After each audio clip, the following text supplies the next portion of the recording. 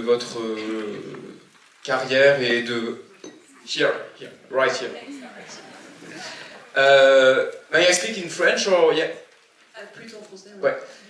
En fait, je voulais vous poser une question par rapport à votre style de jeu. C'est-à-dire, comment est-ce que vous décririez votre style de jeu? Parce que là, on a parlé de votre style dans Alien, mais est-ce que vous diriez que votre style a évolué au fur et à mesure de votre carrière? Si oui, pourquoi? Et est-ce que, on a parlé du théâtre tout à l'heure, de vos débuts au théâtre, est-ce que voilà, cette formation au théâtre, en tout cas ce début de carrière au théâtre, vous a ensuite influencé dans la façon d'envisager le jeu au cinéma? Merci.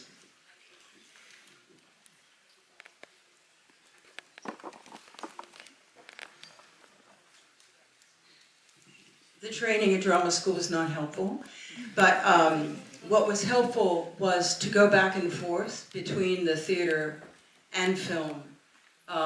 In theater, they often want you to make things quite big.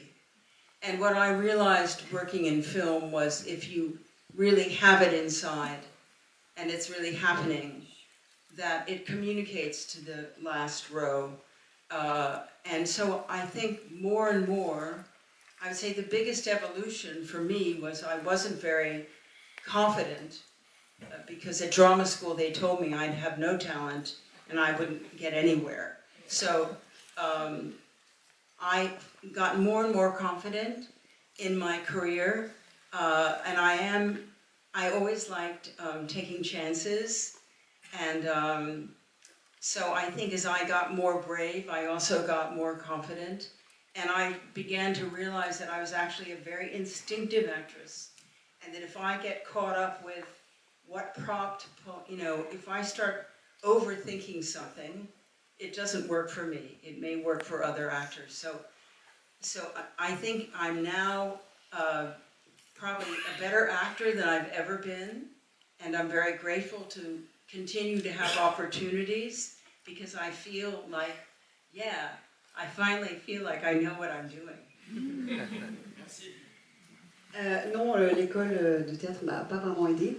Ce qui m'a aidée, en revanche, c'est de faire des allers-retours pas mal entre le cinéma et le théâtre. Au théâtre, on m'avait appris à plutôt en faire beaucoup, alors qu'au cinéma, j'ai compris au fur et à mesure que si on a les choses dans les tripes en soi, on arrive à faire passer quelque chose et jusqu'au dernier rang de la salle de cinéma.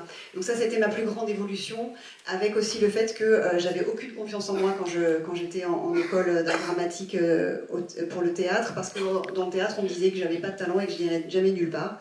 Donc petit à petit, j'ai réussi à développer une certaine confiance en moi, et surtout, j'ai toujours aimé prendre des risques dans mes rôles, et petit à petit, ça m'a permis de m'enhardir un petit peu, et je me suis rendu compte que j'étais en fait une actrice extrêmement intuitive, et que en fin de compte, trop réfléchir à où j'allais mettre et prendre les choses, ça ne me convenait pas à moi en tout cas. Et je pense que je suis aujourd'hui meilleure que je l'ai jamais été. C'est pour ça que je me sens extrêmement encore chanceuse d'avoir encore des rôles, parce que enfin, je commence à savoir ce que je fais.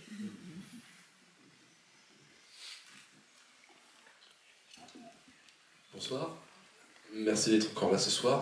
Vous avez mentionné le chat à plusieurs reprises.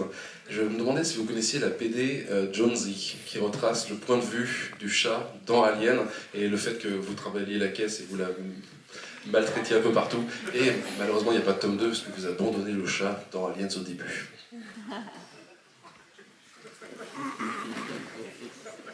No, I don't know about it. He'll be delighted to have his own comic book. En tout cas, le chat serait ravi de savoir qu'il a sa BD.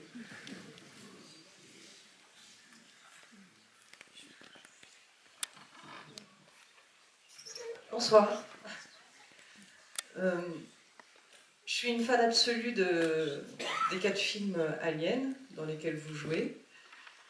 Je voulais vous remercier pour la délicatesse de votre jeu, pour la sensibilité que vous apportez au personnage de Ripley.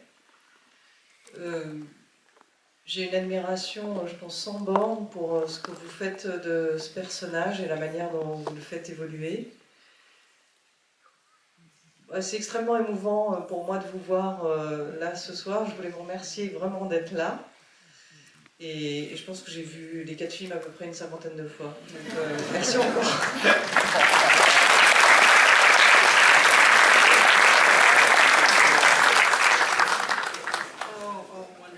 Merci beaucoup, madame.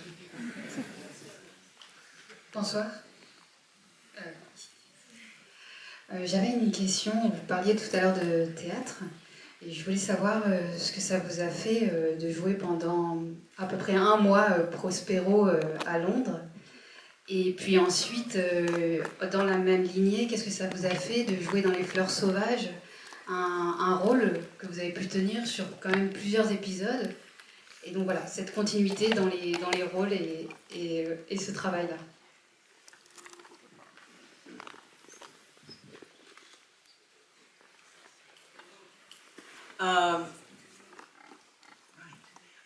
I jumped at the chance to do The Tempest in London with Jamie Lloyd and our wonderful company. I feel like Prospero is a very good role for a woman because she's been wronged and she has the opportunity to take revenge. So I loved every night. I felt like I was taking revenge for every single woman in the audience. You know, no matter what it is, whether it's just, not being listened to in your job or whatever, being dismissed in any way, the way our culture is sometimes set up, I just felt like I was on a big wave of expressing that righteous anger and turning the tables on my wicked brother. But I must say that I've done a few miniseries, and you get a longer story, which I think is very challenging sometimes to get, 8 good scripts, frankly. I think that's the hardest part, but I've really enjoyed all the roles I've had, all the countries I've gotten to work with, and all the crews I've gotten to work with. I've had just the most amazing time, and especially in France.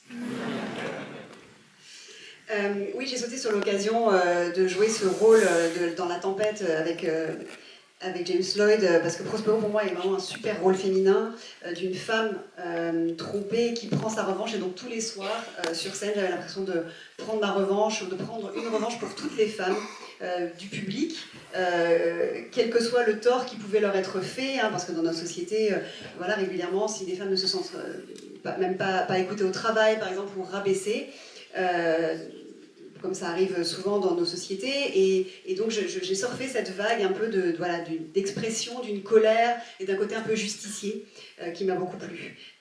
J'ai joué dans des mini-séries, et c'est intéressant de pouvoir développer un personnage sur une histoire un petit peu plus longue, la difficulté étant parfois que ça tienne la route à l'écriture, ce qui est le plus délicat. Mais en tout cas, j'ai aimé tous les rôles que j'ai joués, et les pays dans lesquels je les ai faits, ou avec lesquels je les ai faits, et les équipes, mais évidemment surtout en France. Hello, that's an honor. I'm here.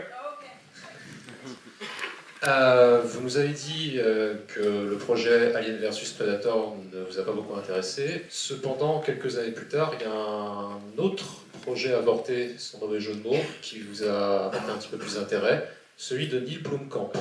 Pouvez-vous nous en dire un petit peu plus, s'il vous plaît?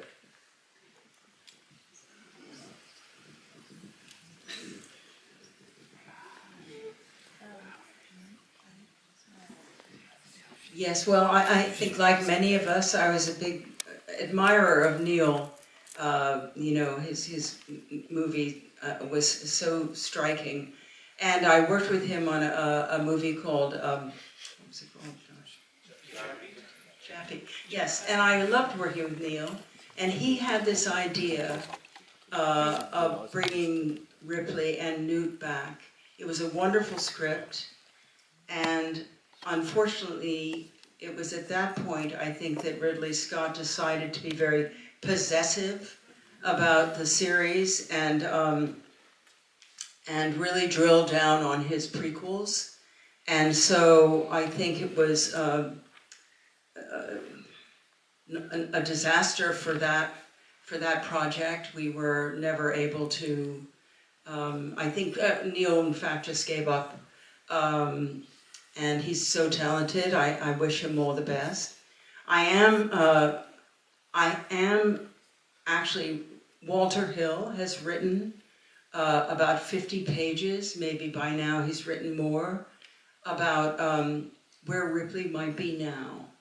And although I've never particularly wanted to go back to the series, there's something about her experience being sidelined now, probably by this society, by this company, by this world, and being probably around 200 years old, but still Ripley, and this, presumably these, there are problems still out there. So I'm going to see what happens with Walter's script. It would not be like what we've seen tonight. It would not be Ripley running around through air shafts. It would be a very different kind of story. On the other hand, I loved Alien Earth. I thought it was remarkable, so interesting, terrifying about our world, and yet you could understand, you can imagine a world where each tech bro owns a planet. It's not that far from where America is now. So I'm glad to see that Alien has legs, as they say in the business. And I think it's a very interesting time for the series. Oui, j'étais très admiratrice de Neil Blomkamp. On avait tourné un film ensemble qui s'appelait Chappie, et il avait une idée, effectivement, de faire revenir Ripley et Newt. Le scénario était vraiment excellent, mais c'est le moment où Ridley Scott est redevenu un petit peu possessif avec la saga et qu'il a eu envie un petit peu de mettre le frein sur les préquels. Donc malheureusement, c'est le sort de ce projet, et je crois que Neil a baissé les bras, malheureusement. En revanche, Walter Hill a écrit une 50aine de pages, peut-être un petit peu plus maintenant, d'un scénario qui donne un petit peu des nouvelles de Ripley, qui explique où en est Ripley aujourd'hui, enfin en tout cas plus tard. Moi qui n'avais pas forcément envie d'y revenir à ce personnage, l'expérience, disons, l'idée de revisiter l'expérience de cette femme qui se retrouve mise un peu sur la touche, elle est un peu au banc là, du monde et de la compagnie, là, âgée d'à peu près de 200 ans, et des problèmes qui sont liés à tout ça. Je suis assez curieuse de voir ce que ça pourrait donner, donc attendons de voir ce que le scénario pourra donner, même si ce ne sera plus du tout la même chose, ce ne sera pas du tout comme ce film où on la voit qui court partout. Mais voilà, j'ai aussi adoré la série Alien Earth. Je trouve ça très intéressant, je trouve que ça marche très très bien dans l'horreur, enfin dans la façon dont c'est terrifiant. Et finalement, ça n'est pas si éloigné d'un certain état des lieux des États-Unis où le premier type un peu riche qui bosse dans la tech va s'approprier une planète. Donc il y a des choses intéressantes à en dire, c'est une époque intéressante, disons, pour ce type de film et de projet. Bonsoir, merci beaucoup d'être venu en tout cas. Donc vous avez commencé avec la SF, avec Alien, et vous avez eu l'occasion de faire plein d'autres films de SF et de fantastique. Du coup, je voulais savoir comment vous avez vécu l'évolution technique des effets spéciaux et comment vous avez vécu notamment les conditions de tournage qui ont évolué durant toute votre carrière.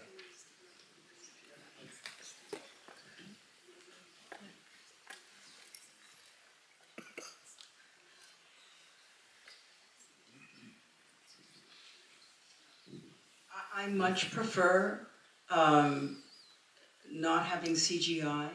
I think it's very hard for the actors because you're just imagining this, you don't even know what the proportions are, how far away you should be, because you can't really imagine it.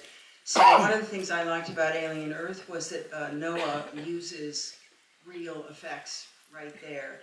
And I feel very lucky, I don't think I'm so good an actor that I can imagine as they do in Star Wars, these things right in front of me. I need more help. I know when I worked with Roman, when I had to when things had to happen, he would shoot a gun off or something like that. A good director will always give you something to react to that's real. And I think that's very important. I do think CGI has gotten better, but I do appreciate something real. as an audience member and certainly as an actor. En fait, je préfère largement quand il n'y a pas d'effets spéciaux numériques, parce que c'est toujours plus difficile quand on joue d'imaginer ce qui se passe quand on n'a pas d'ordre de grandeur, des distances et des proportions, par exemple.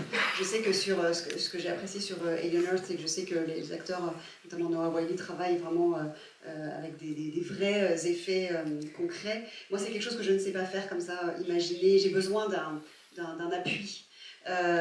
Et par exemple, les bons réalisateurs savent nous apporter ça de façon concrète dans certaines scènes que je tournais avec Roman Polanski. Quand il y avait besoin comme ça d'une tension ou de quelque chose, d'une scène qui allait être un peu violente, par exemple, il tire un coup de feu en l'air, des choses comme ça. Je pense que les effets spéciaux numériques s'améliorent, mais je préférerais toujours quelque chose d'organique, de concret, à la fois comme actrice et comme spectatrice. Bonsoir, par ici. Right here. Bonsoir, merci beaucoup d'être ici. Je suis désolée, je suis un petit peu stressée. Mais en tant que jeune actrice, j'aurais voulu savoir si vous pouviez donner des conseils pour des personnes qui se recherchent un peu artistiquement parlant, et aussi comment vous avez fait pour, même sans avoir forcément la confiance en vous, toujours accepter des projets, continuer dans ces projets et vous faire confiance sur les projets que vous choisissiez et les films, que ce soit les films ou les pièces de théâtre, comment vous avez senti les choses pour avancer dans ce métier. Voilà, merci beaucoup.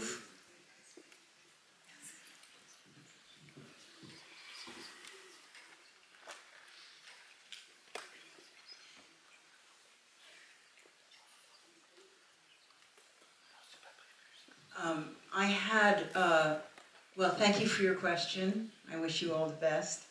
I was very lucky to have a very good education, especially in literature. And I would say that I really know how to read. And one of the things, the main thing that always guided me was I was always looking for the story in the script. I didn't really care what the part was a lot of the time, but if it was a great story, there was a part in it, I wanted to be part of that.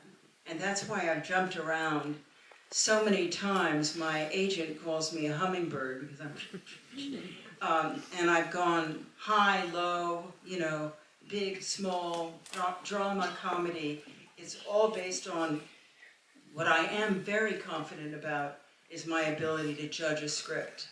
And if it is a story about something more than the people in it, then I think it is a script that will endure. So I think as a young actor, as tempting as it is to take things, I think it's good to be very picky and maybe write your own scripts that you believe in, because I think it's all about the material. No actor is so charming that they can hold the screen for an hour and a half without a good story, in my opinion. Thank you. Thank you very much. Alors moi j'ai eu la chance, je crois, d'avoir fait des études qui m'ont donné une base assez solide, des études de littérature, et je pense pouvoir dire que du coup ça m'a donné un œil de lectrice. Et je recherche toujours l'histoire dans un scénario, pas forcément un rôle en particulier. Et si l'histoire tient bien la route, si elle est bonne, et qu'il y a un rôle dedans, peu importe le rôle, je pense que je vais réussir à m'embarquer. Mon agent m'appelle le colibri parce que j'ai un peu butiné partout, j'ai fait des drames, des comédies, je suis passée vraiment d'une chose à l'autre, des petits rôles et des plus grands rôles, mais je crois que la seule confiance que j'ai pu avoir en moi, c'était dans ma capacité à juger justement un scénario. Et si une histoire est vraiment bonne, je pense que le scénario durera dans le temps. C'est tentant quand on est comédien, jeune comédien, d'accepter des choses qu'on nous propose, mais je trouve que c'est mieux encore d'être exigeant. Peut-être aussi d'écrire soi-même les rôles qu'on aimerait jouer, qu'on aimerait se voir proposer. Parce qu'en fait, aucun acteur n'a suffisamment de charme pour tenir tout seul un film s'il n'y a pas une histoire solide derrière.